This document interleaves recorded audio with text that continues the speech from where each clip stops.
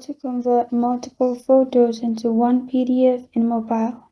Hi everyone, I'm here to assist you today with adding a delay. Let's jump right in. First, open Play Store on your device. In the Play Store, search Image to PDF and download this app. After it's downloaded, open the application. You'll find this kind of screen. In here, click on Image to PDF, which is the first option. Then you will be able to select multiple photos. After it's selected, press on Import at the bottom right corner of your screen. Then press on Done at the bottom right corner of your screen. If you want to edit, you can.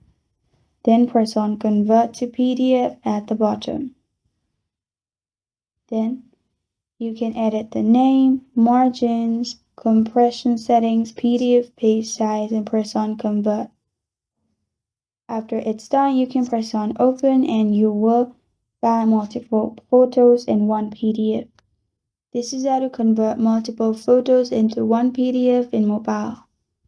Thank you for joining me today. If this video helps you out, please leave a like and subscribe for more. Got a question or want to suggest a topic? Comment below. Thank you for watching.